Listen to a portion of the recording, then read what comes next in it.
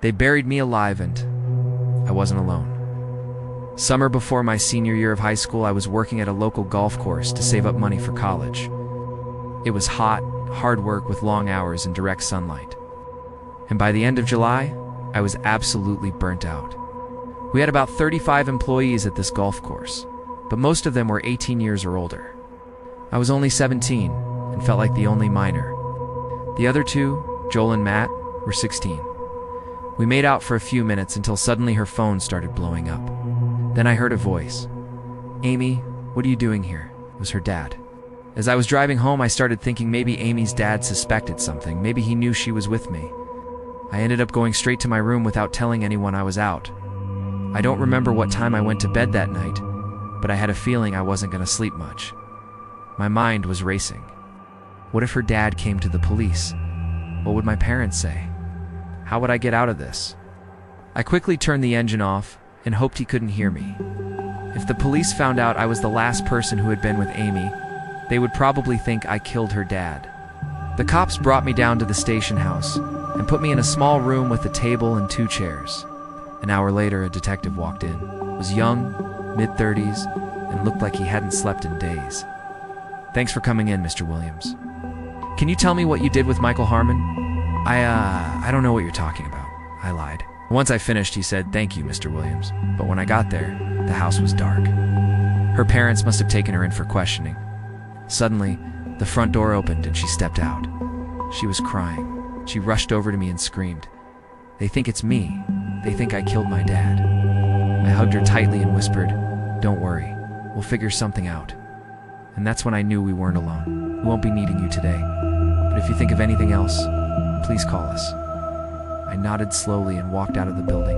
I was so nervous I could barely keep my legs under me. We're the last person to call Michael Harmon's cell phone. He also left a voicemail on his phone the day before he disappeared. Shit.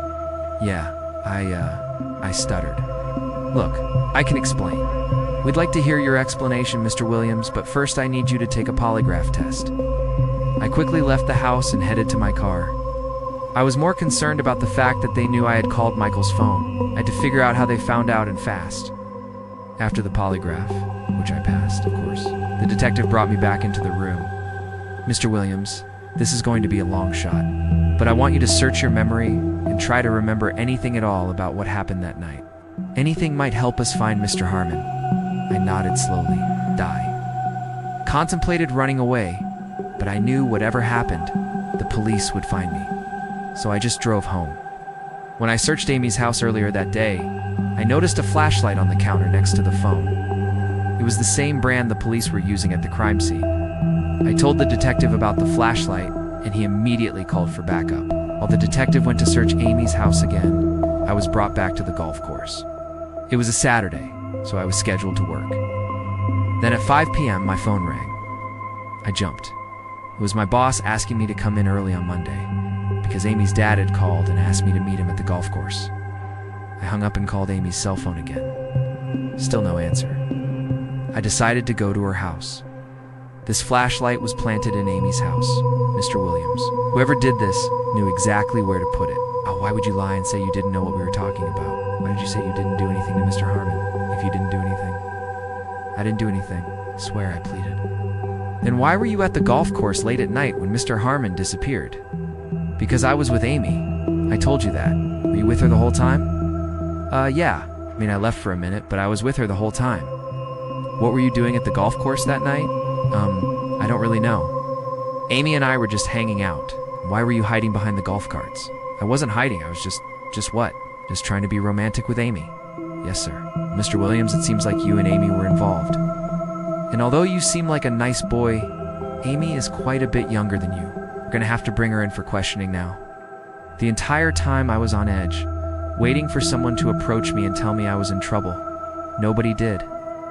I walked around back and tried the sliding glass door. It was unlocked. "Hello?" I yelled out, no response. I walked into the kitchen and found a note on the counter. It read, "Gone for the weekend. Back Sunday night. Don't wait up." I looked at the clock. It was 8:15. I figured they were probably watching TV in the living room. So I walked in, and that's when I saw the TV. It was on the news. I turned it up, and after my shift, I drove home in silence. That evening, I tried calling Amy several times, but her phone went straight to voicemail. The owner of Greenview Golf Course, Mike Harmon, was last seen at the course late Friday night. His car was found abandoned near the 13th hole, but he has not been seen since. Harmon's wife and daughter Amy were out of town visiting relatives, but returned home Sunday afternoon after receiving a troubling phone call. When they arrived, they discovered the television was on and the house was empty. Anyone with information in the case is asked to contact local police. The anchor then panned to a picture of Amy's dad. It was the same man who had questioned Amy earlier that night. Must not have heard me because he started asking Amy questions about where she was and why she was viewing at the party. She responded, "I'm right here, Dad. Where were you?" I imagined her saying that while standing right next to him. "Oh, nothing. I thought I heard something. Come on, let's go home." And then they were gone.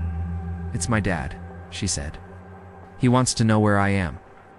I insisted she should go home, but she wanted to stay here, so I drove her back to the golf course so she could hide. We parked the car in the back of the maintenance shed and I stayed in the truck while she hid behind a bunch of golf carts. On Friday, July, we were all given the day off, since it was the company's anniversary and they shut down the course early that week to prep for the big event. They were mad, but I just rolled my eyes and went back. When I arrived, Amy was already there, sitting in the driver's seat of her dad's beat-up pickup truck. "Let's go for a drive," she suggested. I agreed without thinking twice. She dropped me off at my house and then picked me back up 20 minutes later. As an employee, I was invited to the party, and even though I didn't really feel like going, I decided to show up anyway. It started off pretty lame. There were some old people there and no alcohol.